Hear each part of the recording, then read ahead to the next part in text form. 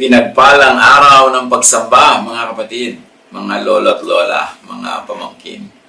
Napaka-ligaya na isipin na sa kabila ng mga lockdown at mga quarantine ay nakakapagsama-sama tayo. Talagang parang inihanda ang technology sa ganitong mga pagkakataon. At tayo nakakapagbulay-bulay ng mga salita ng Diyos, nakakasamba, nakakapanalangin, magkakasama sa kabila ng ating physical distancing. Ang ating pag-aaral sa araw na ito, pinamagatan nating God, Natural Law, and Life. Maraming bagay na dapat tayong linawin tungkol sa Diyos. God is not human. Hindi siya tao. Si Jesus, anak ng Diyos, nagkatawang tao. Pero ang Diyos ay hindi tao. 1 Samuel 15:29, He is not a human being, that He should change His mind. Job 36:5, God is mighty and firm in His purpose. And because hindi tao ang Diyos, God cannot be manipulated like humans. Hindi pwedeng iba-ibahin ang kanyang iniisip, imaniobra siya, at imanipulate sa pamamagitan ng emotional blackmail. God's character is revealed by creation. Maraming mga attempts ang mga religions to present God. Maraming beses nga na may misrepresent pa ang God. Kasi kita nyo kung gaano napakaraming religions. Iba-ibang mukha ng Diyos ang ipinapakita. Iba-ibang karakter, iba-ibang temperament, iba-ibang mga katuruan tungkol sa kabaitan ng Diyos o sa kaistriktuhan ng Diyos. Yung mga theological concepts, yung mga pag-theorize sa mga tao tungkol sa Diyos through religious discourse, marami dyan very misleading. Hindi mo nga malaman kung alin talaga ang nagtuturo ng tama. And even within Christianity, ang dami-dami mga ibang pagpapakilala sa Diyos. Merong Diyos na napakasungit, merong Diyos na mabait, merong Diyos na paiba-iba. So, alin ba talaga? Paano mo makikilala ang Diyos? Merong paraan ng pagpapakilala ang Diyos na talagang foolproof. Yung talagang kitang-kita mo na hindi pwedeng imaniobra ng tao. And that is nature. Romans 1:20, God's eternal power and character cannot be seen. But from the beginning of creation, God has shown what these are like by all He has made. In other words, bago pa nagkaroon ng religion, bago pa nagkaroon ng theology, bago pa nagkaroon ng iba't ibang schools of thought about God, nagpakilala na ang Diyos through creation. Gusto mong talaga makilala ang Diyos? Walang halong misteachings, misgivings, misinformation? Go to nature. Because God reveals Himself through the things that God had made. Now, God life, or God who is life, or life that comes from God, God life is in all forms of life. Job 12 then, every living creature is in the hands of God. Hindi lang hawak ng Diyos, kundi tinatahanan talaga ng Diyos, nandun ang Espiritu ng Diyos, dahil Diyos ang nagpapaandar sa lahat ng living beings. God life is interacting with all forms of life, automatically, hindi manually. Whether or not isipin mong hihinga ka, humihinga ka. Whether or not isipin mong kailangang maampat ang dugo sa sugat mo na biglang nahiwa, umaampat yon, even without your conscious participation. Kasi nag-i-interact ang lahat ng life with other forms of life. Pre-designed yan ng Diyos, automatically. Kaya sabi nga na isang pelikula, life finds a way. And indeed, life finds a way to exist, to grow, to reproduce, to expand. Kita niyo sa mga tore ng mga lumang building, may mga nagtutubo ang mga damo. Hayaan mo lang yan kung pakialaman. Lalaki yan hanggang maging halaman. Gumagawa ng paraan ang buhay. May mga malalaking puno matutumba sa bagyo. Huwag mo lang bunutin, huwag mong tagain, huwag mong putulin. Mamaya, tumutubo na yun kahit nakahiga. Kaya maraming manggang nakadapa, nakahiga, nakatiwarik. Kasi life finds a way.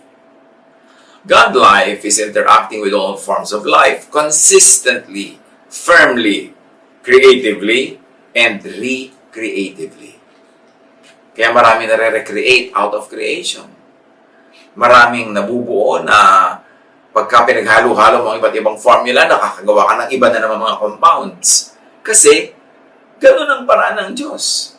Maraming pwedeng kombinasyon ang buhay.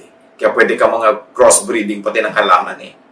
Deuteronomy 32:39, I put to death and I bring to life. Tayo lang kasi in our human form, limited ang perspective natin. Either dead or alive. Ang tingin natin sa mga tao, sa mga bagay, mga halaman, mga hayop.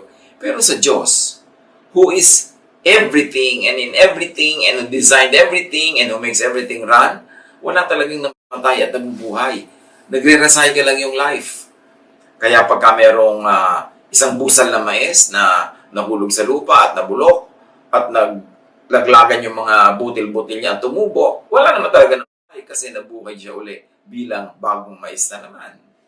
So at any time, merong isinisilang, merong namatay, may lumalaki, may papaliit, papaatras, kasi paikot-ikot lang ang buhay. Parang tubig. May nag-evaporate, may nagko-condense, merong nagpe-precipitate, tumutulo, may nagfe-freeze, merong nagiging solid, liquid, gas. Pero sa tingin ng Diyos na lumikha, at any given time, tubig pa rin yun. So pag tinignan natin ang buhay from that point of view, hindi tayo masyado magiging attached to various stages of life. Kasi God who is life is in all those stages anyway. He designed all those stages and God runs all those stages. God life is intelligent. Pagkita nyo mga halaman, subukan mo yung daganan ng kung anong plywood yung damo, mamaya susungaw siya doon sa labas. Gagawa siya ng paraan na makalabas doon. Yung mga baging, paano siya nakakagawa ng paraan na humawak sa mga dapat niyang hawakan, na nakakakapit siya talaga. Yung mga ugat na gumagawa ng paraan na sumiksik sa mga pagitan ng mga bato, na pati mga kalsada nga, pag nadaanan ng ugat, natitibag-tibag yung kalsada, gumagawa ng paraan yung halaman, kasi may intelligence ang life. Pati nga yung mga pag-andar ng mga virus, may sarili silang intelligence. Kaya naglalabanan yung mga antibodies ng katawan natin. At yung mga invading organisms, may giyerang nagaganap. Hindi mo nga alam na nagaganap yun. Yung bigla ka nilagnat, yung pala yung katawan mo gumawa ng paraan na itaas ang temperature para tupukin niya yung mga pumapasok na mga mikrobyo na hindi kayang mabuhay sa mainit na temperature. Hindi mo iniisip gawin yun. Automatic ginagawa yun ng iyong blood systems. So, God life is intelligent. May sarili siyang karunungan. Wisdom has been with God even before creation.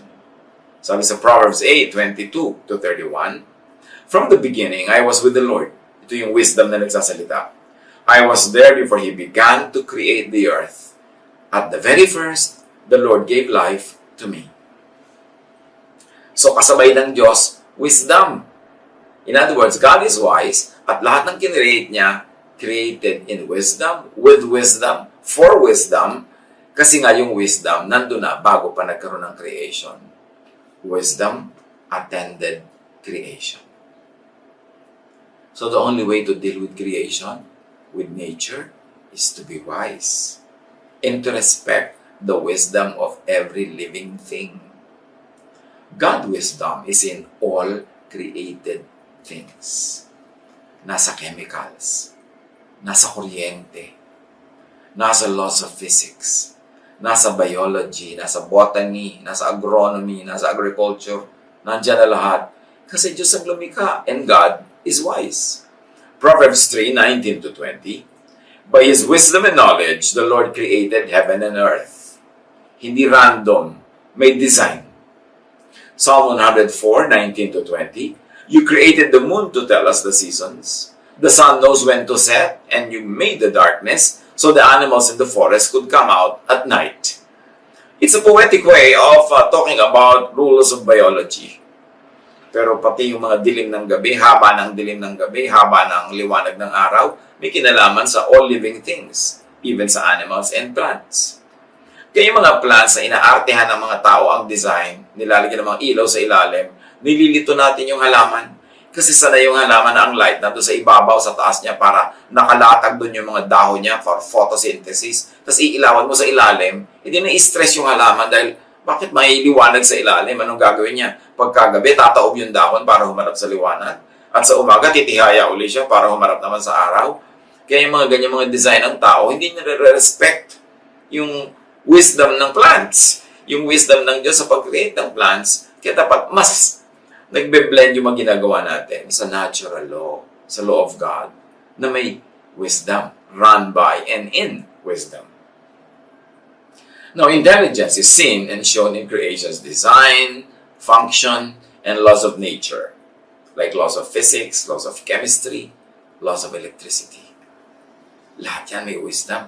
Kaya yung mga engineer, alam nila kung paano magde-design ng mga tulay na makakapagbuhat ng ganito kalaking load. Kasi may design na yun eh. Kaya mga aeroplano napapalipad at this speed, with that kind of wind, with that kind of velocity, at ganitong kabigat na dalang mga cargo na tutimbang nila kung kayang buhatin niya ng aeroplano or not. Kasi lahat ng mga computations, lahat ng formula, nandiyan na sa nature, embedded na.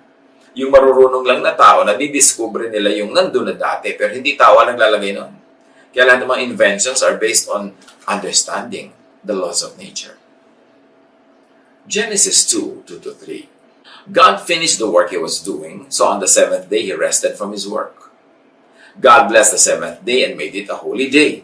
He made it special because on that day He rested from all the work He did while creating the world. Anong ibig sabihin nito sa buhay natin ngayon mga kapatid? Tapos na ang paggawa ng Creator.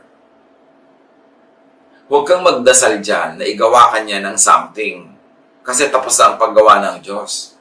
Mag-aral ka, alamin mo ang laws of nature, alamin mo kung paano ka makakagawa ng something, paano ka makakagawa ng C by adding A to B.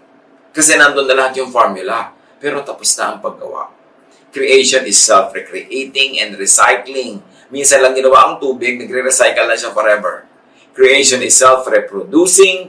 Minsan lang kinreate ang isang uri ng hayop at sila na ang bahala kung paano sila magpaparami. Kaya nga ang utos, magparami kayo. Creation is self-sustaining and governing. Kaya dapat hayaan natin yung forest na mag-govern sa sarili niya, makarecover siya pag may dumaang bagyo, pag nagkaroon ng forest fire, huwag natin pakialaman, huwag natin kalbuhin, ubusin lahat ng mga resources, kasi nakikialam tayo sa self-governance ng nature. Kita nyo ngayong mga lockdown, ngayong quarantine, ang dami mga wild animals na namamasyal sa mga parks sa loob ng mga city. Dahil wala yung mga tao para makialam sa kanila, then therefore they repossess the management of their own lives. Kasi sobrang na tayo nakikialam sa ibang creatures ng Diyos. Nagkakaroon tuloy ng imbalance. Inuubos natin yung mga ibang species, nagkakaroon ng extinction. So yung mga nakatira sa kanila dating microorganism, dahil nawala na yung mga hayop na tinitira nila, sa tao na lumilipat. Kaya natin dapat sobra talagang binibigyan ng problema at stress yung nature, dahil tayo rin ang nagbabayad. Isaiah 55:10. The rain and the snow come down from heaven, and do not return to it without watering the earth and making it bud and flourish, so that it yields seed for the sower and bread for the eater. Pati tubig, lahat ng stages ng water cycle, merong na-accomplish na purpose. Napapalamig ang atmosphere, napapaulan, nadidiligan ng mga halaman, nababasa uli ang lupa, na-nourish lahat ng life. Lahat, tuwing umiikot ang hangin, may na-accomplish siya, na re-recycle niya yung mga dumi, napapaalis niya yung mga impurities. May nangyayari. Kaya dapat sa buhay, hindi tayo talaga masyado mag-intervene with nature. Manatili tayo sa ating mga settlements, sa ating mga bahay, sa ating mga cities and towns, at hayaan natin yung mga bundok na maging bundok. Iwan natin yung mga dagat na maging dagat, hindi kaila-ilaliman ng dagat, pinapakialaman na rin natin, kaya tuloy yung life na di-disturb. Ecclesiastes 1:4-7. Generations come and generations go, but the earth remains forever. Talaga yung earth, matitira yan. Kaya yung mga sinasabi na kung matutupok ang planeta, end of the world. Misreading yan of Matthew 24 and the book of Mark. Kailangan, balikan natin ang pagbasa niyan because the earth remains forever. All streams flow into the sea, yet the sea is never full. To the place the streams come from, there they return again. You see, their outstanding understanding of water cycle. Noon pa yung unang panahon sinulat. Ecclesiastes 3:11, God makes everything happen at the right time. And God's creative work is done. Kung nagtataka kayo, ano ba tinutumbok na usapan na to? Hold on. Manahimik kayo dyan. At makakarating tayo sa gusto nating tumbukin ang usapan na ito ng kinalaman ng God, ng natural law, at ng buhay natin. Now, God life is force. God, as shown by nature, is impersonal, objective force. May force talaga. May force ang gravity. May force ang velocity. May force ang lahat ng laws of physics. Hindi mo yun pwedeng labanan. Impersonal yun. Kaya kahit ka paladasal, kahit ka banal, kahit ka godly, kahit ka lingkod ng Diyos, pwede kang malunod. Kung nasa tubig kang malalim, hindi ka marunong lumangoy, walang magliligtas sa'yo. The force of gravity and the laws of buoyancy and the laws of physics will make you sink. Yun ang tinatabi nating impersonal yan. Kasi dati na yung nakadesign.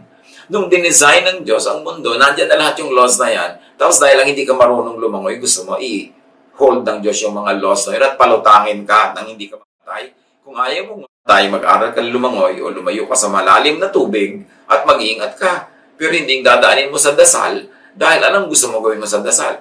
Ipaulit mo sa Diyos ang creation o ipasuspend yung laws of nature para ka lang ma-exempt. Kaya ang tunay na pananalig sa Diyos ay paggalang sa natural law. Ecclesiastes 3:14-15, everything God has done will last forever. Nothing He does can ever be changed. Everything that happens has happened before, and all that will be has already been. God does everything over and over again. Kaya reliable ang mga scientific laws, mga scientific formula, mga formula ng chemistry, formula ng engineering, formula ng electricity and everything. Bakit yan reliable? Kasi God has done everything over and over and over again. Yung E equals MC square, hindi yun maiiba. Yung lahat ng mga formula ng mga arithmetic, na mathematics, mga algorithms, hindi yun maiiba kasi God does everything over and over and over again. Ang dapat nating gawin para tayo makinabang, para tayo magkaroon ng bunga, at para tayo mapahinga at sumaya, to know all those laws and abide by those laws. Para ma-harness natin yung wind. Kita mo, pag alam mo yung wind power, may mga windmills kahit nung araw pa. Yung mga sinauna nating ninuno, nakakapaglakbay across vast oceans dahil sa mga layag, dahil na-harness nila yung power ng wind. Alam nila kung paano pakinabangan yung power ng wind. Alam nila kung paano pakinabangan yung direction ng mga waves at different times of the year. Nababasa nila yung mga formation ng mga bituin sa langit, kaya nag-guide sila kahit sila ay namamangka sa dilim ng gabi, kasi natutunan nilang malaman kung paano umaandar ang nature. At sila hindi lumalaban, sumasakay lang sa nature. God is force, always implementing the intelligent design of life. God is automatically policing, correcting, balancing everything. Kaya pag imbalance ang iyong blood, ang chemistry niyan, bigla ka nahihilo, natutumba ka, nagugutom ka, nakakaramdam ka ng kung ano-ano, hanggang gumawa ka ng paraan, magpagamot ka, kumain ka ng tama, para makorek yung imbalance. Kasi talagang yung design na yun, i-implement yun. At pag hindi mo iniginalang, lumaban ka doon, ang ending nun, baka yung physical body. At bumalik ka uli, maging kung ano-ano ka ng mga vitamins, maging zinc ka, maging iron, maging potassium uli yung kinain mo, bumalik sa lupa, makain ng mga halaman, at may taong kakain uli ng mga bunga. So paikot-ikot lang yan. Because God does everything over and over again. Ecclesiastes 3:1-8. Everything on earth has its own time and its own season. There is a time for birth and death. Kung tayo mga talagang nananiwala sa Diyos, umasandal at umaasa sa Diyos, yes, normal lang naman na malungkot tayo pag kami namatay, pero alam naman natin dapat na mamatay ang lahat kasi isinilang ang lahat. May oras na mamatay, may isinilang na may oras na para ikaw ay bumalik na sa iyong pinanggalingan. Ang mahalaga lang, habang narito ka sa form na ito, sa body na ito, magawa mo yung dapat mong gawin, yung mga gusto mong gawin, yung mabuti mong gawin, mamunga ka, mag-enjoy ka sa buhay, makapaglingkod ka sa kapwa, matuwa ang Diyos sa'yo, and then pag tinawag ka ng Diyos, graduation na, march, and meet your Maker. Kasali yun sa buhay. God is automatically, objectively rewarding and punishing creatures that violate the intelligent design of life. Halimbawa, may intelligent design na dapat kang kumain ng tama, mag-exercise, dapat kang mag-relax. Pagka may oras ka mag-relax, hindi mo ini-stress ang iyong sarili, anong reward mo? Nagiging healthy ka, humahaba ang iyong buhay. Pero, inuubos mo ang iyong kalusugan sa bisyo, nagpupuyat ka, hindi ka kumakain ng tama, hindi ka nagre-relax, hindi ka nagre-rest, lagi kang galit, o tumataas ang blood pressure mo, na-heart attack ka, na-stroke ka dyan, kung ano nangyayari sa'yo. Because God rewards those who respect the laws of nature, and God punishes those who don't. Now, God does not have to make a particular case for you. Hindi kailangan mo ba ng Diyos mula sa langit para lang i-reward ka o i-punish ka. Lahat yan pre-programmed na. Nandun na. Bahala ka na lang kung anong gagawin mo. At yun ang magiging bunga nun sa iyong buhay. Of course, that's an oversimplification because we're also affected by what other people around us do. But just the same, pwede tayong umiwas, pwede tayong mag-ingat, o pwede tayong maging careless. Pero pag naging careless tayo, God doesn't have to decide na tayo ibigyan ng parusa. Aandar yung natural law. Halimbawa, lagi mong pinupuno ng sigarilyo at nicotine yung iyong lungs. Kulang ka sa exercise, kulang ka sa proper food, kulang ka pa sa rest, magkakasakit ka. Hindi kailangan assign na ng Diyos na, bibigyan kita ng sakit. No, nakatakda na yon. Mangyayari yon. If P, then Q. If you did A, susunod yung B. So kung ayaw mo ng B, huwag ka mag-A. Alamin mo how nature works. Because that's how God works. Because God is the author of natural law. Now, God is energy.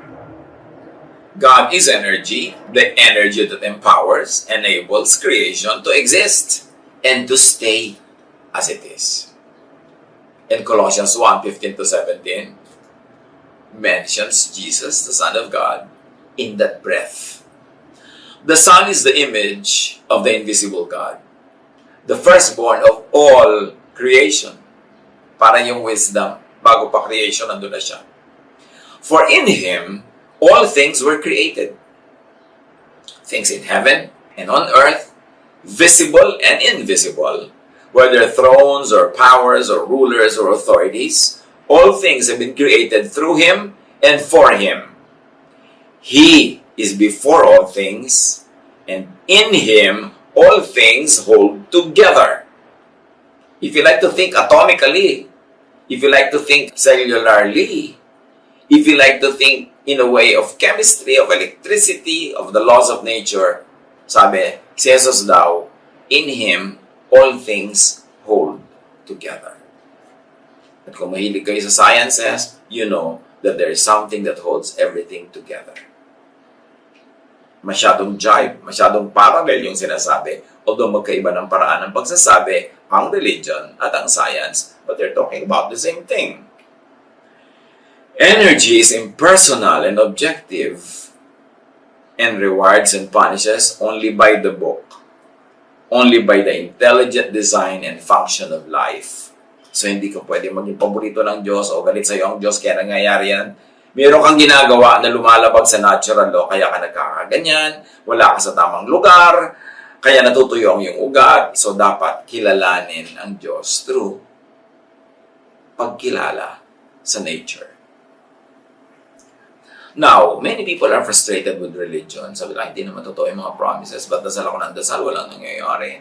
Bakit pinagdasal ko mabuhay yung nanay ko tapos namatay? Bakit pinagdadasal ko na yumaman ako? Hindi naman nangyayari. Well, religion frustrates when it humanizes and over-anthropomorphizes God. Yung pinagmumukhang tao talaga ang Diyos. Religion frustrates when it imbues God with subjective feelings and emotions, and teaches that God could be manipulated by and through prayer, through offering and sacrifice. Now, that's a mouthful. Let me say it another way. Maraming religious teachings, pag inasahan mo, mabibigo ka. Kasi maraming religious teachings ang itinuturo ang Diyos ay tao na pwedeng umutan, pwedeng hingan, pwedeng i-manipulate, pwedeng magbebi-babyhan ka sa harap ng Diyos at magnene-nenean ka para ibigay sa yung gusto mo. Maraming nabibigo doon. Kasi, ang ginawa nga ng Diyos, automatic na ang creation. So, huwag ka nang dumiretso sa Kanya, makibagay ka sa creation. makibagay ka sa natural law para ka makinabang at para hindi ka maparusahan o hindi ka masaktan. Job 9:16 to 19. Yet even then, if He lets me speak, I can't believe He would listen to me. Sabi ni Job. Pointless. I will listen to God, but I will not make Him listen to me because He already given me everything I should hear. And that is given through natural law. So, yun na lang ang sundin ko. Huwag na ako makipagtalo sa Diyos, sumunod na lang ako. Because I cannot make God listen to me, but I should listen to God. Sabi ni Job. Should I try force? Sabi niya. Try force on God? Should I take Him to court? Could anyone make Him go? Pwede ko ba idemanda ang Diyos? Pwede ba ako mga tuwiran? Pwede ko ba siyang usigin? No! So, ang gagawin ko, susunod na lang ako para may magandang mangyari. Habakkuk 1:2. Our Lord, how long must I beg for you to help before you listen? Marami sa atin, ganyan na halos ang prayer. Why should we make God listen to us when He should be listening to God? 6 days, He made everything. And on the 7th, He rested. Tapos na siya ng paggawa. So, bakit natin siya pagagawain uli? Bakit natin ipapa-remodel,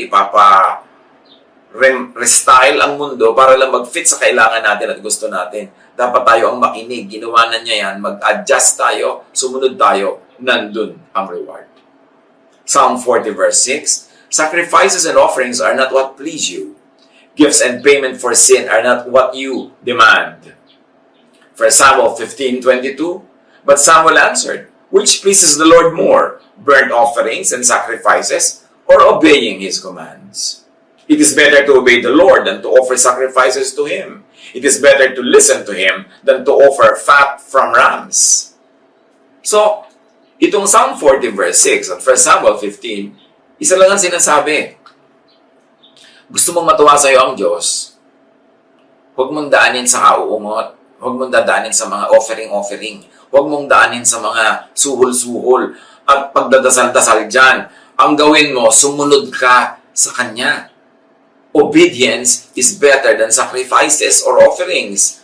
And obedience to God is not only obedience to religious laws. Kasi maraming religious laws, invento lang yan ng mga priests, invento ng mga religious leaders, invento ng mga congregations. So, paano ka nakakatiyak na pag sumunod ka dyan, mapipilis nga ang Diyos?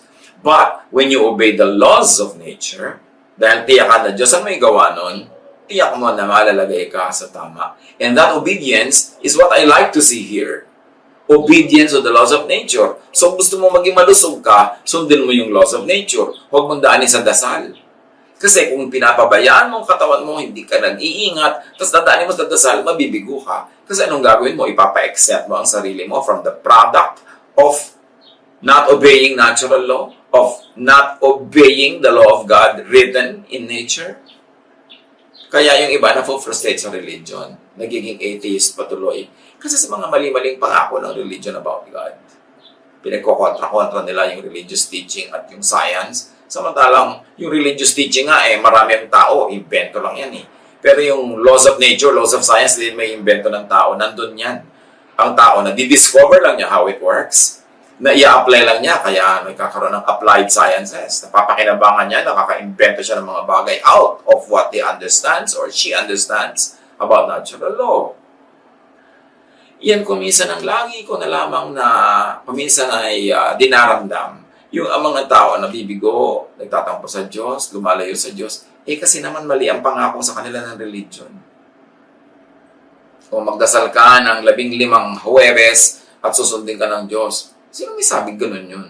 Kahit dasal ka ng dasal, kung yung buhay mo naman hindi sumusunod sa natural law, yung blessing na gusto mo hindi pa rin darating. Yung ang tamad-tamad mo, sinabi na that what you plant, you harvest, tapos wala ka pinaplant, tapos dasal ka ng dasal na mag-harvest ka, mangingisay ka kada dasal, pero wala ka ma-harvest. Then magagalit ka sa Diyos, magtatampo ka, kasi nga, wrong yung teaching ng religion. Isaiah 45:9.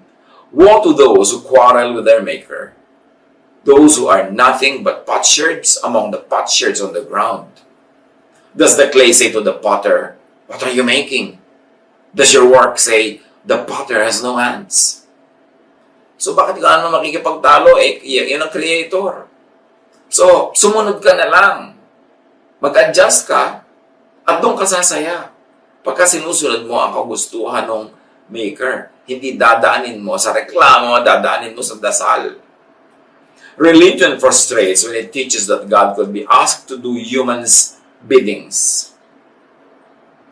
Deuteronomy 10:17, "For the Lord your God is God of gods and Lord of lords, the great God, mighty and awesome, who shows no partiality and accepts no bribes." Tapos, yung ate mo sasali sa beauty contest, dadaanin mo sa kadadasal, ka-offering para manalo siya. Pati ang Diyos, gagawin mong judge sa beauty contest. Yung may dalawang basketball team, maglalabanan, parehong nagpe-pray yung mga supporters nila na manalo yung team nila. Sa palagay nyo talaga, madadaanan ang Diyos sa dasal na may kakampihan siyang isang team dahil sobrang ipinagdasal ng kabilang team? Isinasali natin ang Diyos sa ating mga human squabbles, human contests, human endeavors. Masyado nating pinapababa yung kanyang kalagayan. Sa palagay nyo talaga, pag may dalawang nagbo-boxing, may pipiliin doon ng Diyos na manalo.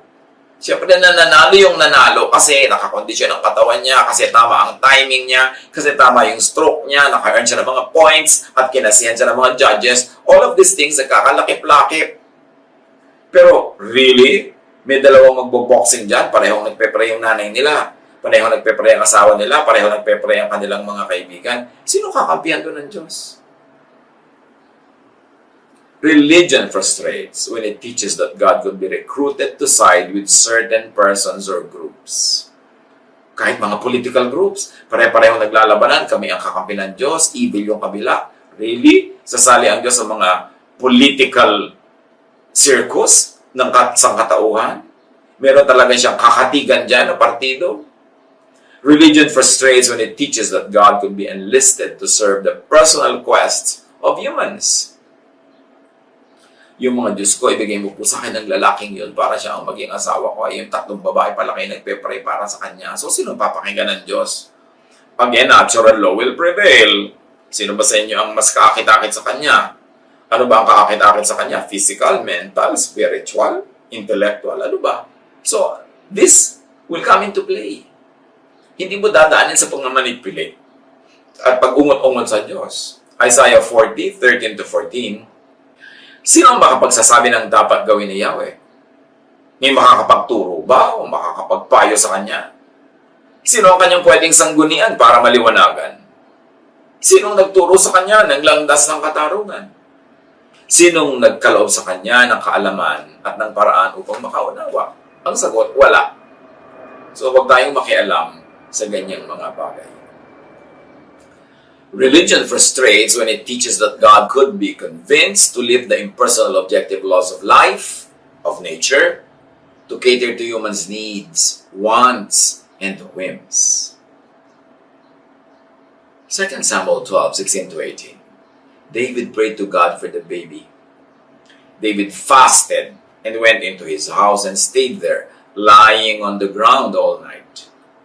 The elders of David's family came to him and tried to pull him up from the ground, but he refused to get up or to eat food with them. Do you think that would be enough? On the seventh day, the baby died. So, hindi nadaan sa dasal. Hindi nadaan sa fasting. May ibang layunin ng Diyos. Kung minsan, nabuhay yung bata, gumaling yung may sakit, akala natin nadaan sa dasal. No, yun lang talaga ang kalooban ng Diyos. Kasi, kung nadadaan sa dasal ang pagpapagaling, kung Diyos ang magpapagaling niyan dahil ipinagdasal mo, paano yung mga walang nagdadasal para sa kanila, so hindi na sila gagaling? Anong ibig sabihin nun? Napakahalagang unawain natin, yung kalooban ng Diyos ay magaganap, magaganap, at magaganap kahit ka magdasal ng magdasal against it o kahit di ka magdasal. Kasi may sariling kalooban ng Diyos. Pero para malagay ka in the center of that will, mag-flow ka sa will ng God, sundin mo yung mga alam mong utos niya through natural law. And then, ang laki-laki ng chances na yung gusto mo mangyayari. Pero hindi pa rin yung guarantee. Kasi sabi nga ng Ecclesiastes, time and chance happens to all. Minsan, walang dahilan na naiintindihan ng tao, Diyos lang nakakaintindi, pero sabi nga ng iba, ang tawag doon, and even the Bible calls it, may mga dinarat na ng malas. At kung nangyari yun, huwag mo personalin. Get on with life. Kasi ganun talaga ang buhay. The battle is not always of the strong. The race is not always of the swift and fast. Food does not come to the table of the wise all the time. Time and chance happens to all. But that is the exception. Generally speaking, if P, then Q. If you did this, ito yung result. Kung ito yung formula na ginawa mo, ito yung magiging result. Prayer works only when asked according to God's will. So don't pray against God's will. 1 John 5:14 to 15. We are certain that God will hear our prayers when we ask for what pleases Him. And if we know that God listens when we pray, we are sure that our prayers have already been answered. So pray in accordance with God's will. And nature shows us clearly God's will. Sometimes religious doctrine also shows us. Sometimes religious papers show us. Pero ang pagpapakilala ng nature sa Diyos, unassailable, laging tama. Prayer works only when asked according to God's will. Psalm 103:17 to 18. But from everlasting to everlasting, the Lord's love is with those who fear Him, and His righteousness with their children's children, with those who keep His covenant and remember to obey His precepts. And remember, covenant doesn't always mean religious covenant, because yung covenant ng God with humans and with all life is written in the laws of nature. If you did this, this will happen to you. So obey this, ito magiging bunga. At sunduin natin yung precepts. And precepts of God is not always religious doctrine. These are all natural laws also. Prayer works only when asked according to God's will, which is natural law. God's will is natural law. Or life's objective, intelligent design, force, and energy. Yan ang pagpapakilala ng Diyos all throughout time. Psalm 104 verse 5, you build foundations for the earth and it will never be shaken. Hindi natin maiiba yung nilikha ng Diyos. Psalm 92, 12 to 15, the righteous will flourish like a palm tree, proclaiming, the Lord is upright. He is my rock, and there is no wickedness in Him. And here, righteous means submissive to God's creative natural law. Therefore, blessed. Yung righteousness doesn't always have to be defined in religious terms. Because when you are submissive to God's creative and natural law, you are submissive to God. Therefore, you are right and you are righteous. Ang laki kasi ng nagiging disadvantage pag pinaghihiwala yung religious at scientific principles. Para magkalaban, no. Yung mga conservative religious people na ayaw nilang mag-change ng kanilang mind, ayaw nilang mag-adapt ng kanilang mga doctrines, ayaw nilang mag-adjust sa mga scientific discoveries and realities, yan ang galit sa science. Kasi gusto nilang manatili sa kanilang conservative thinking. Alam nila maguguho yun, matutunaw yun pagka hinayaan nila na yung truth and evidences of science prevail. Kaya galit sila sa science. But God created all of the scientific laws. So yung tunay na maka-Diyos, dapat hindi galit sa science. In fact, science could be God's last prophet. Ano bang ginagawa ng mga prophet? They explain to us God's will and God's mind. Hindi ba? Pag nakita mo sa mga scientific principles yung kung paano ginawa ng Diyos ang lahat, ina-explain ng science sa'yo yung mind of God. Kaya yung science, prophet yan.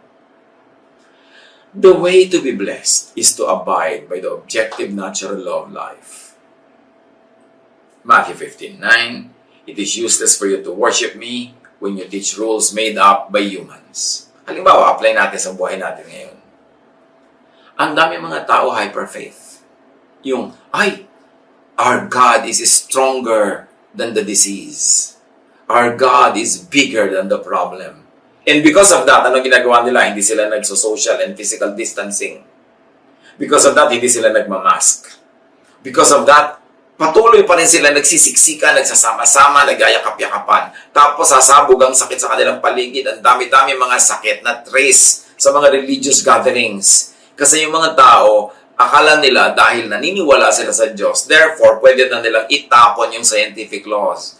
Dahil yung faith nila, ay gusto nila yun ang manaig at hindi yung reason, hindi yung science, hindi yung intelligence, hindi yung wisdom. Nagkakasakit sila. Tapos magtataka sila, bakit kami nagkasakit? Pinabayaan kami ng Diyos. Magagalit kayo at magtatampo sa Diyos. Kung gusto mo talagang huwag magkasakit, sundin mo yung scientific law kasi God ang gumawa ng law na yun. So true godliness will actually respect all what the medical people who are informed and who are correct will tell us to do. The way to be blessed is to be planted by streams of water. Psalm 1, 2 to 3, but whose delight is in the law of the Lord, and who meditates on His law day and night, that person is like a tree planted by streams of water. So hindi lang yan sa religious way. You want to bear fruit, you want to have fresh leaves all throughout the year, you should be planted by streams of water. Which means, gusto mo malusog ka, gusto mo hindi ka nagkakasakit, kumain ka ng tama. Vitamins ka naturally or by pills, or mag-relax ka, magpahinga ka para mataas ang immune system mo against invaders. In other words, yun ang ibig sabihin ng being planted by streams of water. You position yourself correctly. Alam nga naman na pipilitin mong bunutin yung sarili mo kung puno ka, titira ka sa gitna ng tuyong-tuyong disyerto, tapos araw-araw pray ka ng pray na buhayin ka ng Diyos, painumin ka ng Diyos, diligin ka ng Diyos. Doon ka pumunta sa streams of water. Mas madaling gawin yun. So gusto mong maprotect sa mga sakit, daanin mo sa pagsunod sa scientific laws. At magdasal ka rin according to those laws. Pero yung kukontrahin mo yung natural law with prayer, tapos magkakasakit ka, nagtatambo ka sa Diyos, mali kasi. Importante yan because the one planted by streams of water yields its fruit in the season. His leaf does not wither, and whatever they do prospers. Life thrives when it follows natural law. Hindi kalaban ng natural and scientific law ang Diyos. So huwag natin paglabanin. Huwag tayong lumaban sa natural law tapos dadaanin natin sa dasal, sa fasting, sa bribing, sa bribery. It will not work. We should not ask God to exempt us from the natural consequences of what we do, whether we obey natural law or we disregard it. Importante, sabi sa James 4:8, come near to God and He will come near to you. You can do that in a spiritual way. You can do that in a practical, scientific way. Pag pinapalusog mo ang iyong sarili, papalusogin ka ng Diyos. Generally, minsan talaga mayroong time and chance. Pero pagka kumakain ka ng tama, natutulog ka ng tama, nagpapahinga ka, generally, expectedly, magiging malusog ka. You want to please God? You want to receive God's blessings? You want to have a blessed life? Obey natural law. That is God's purest law. God bless all of us.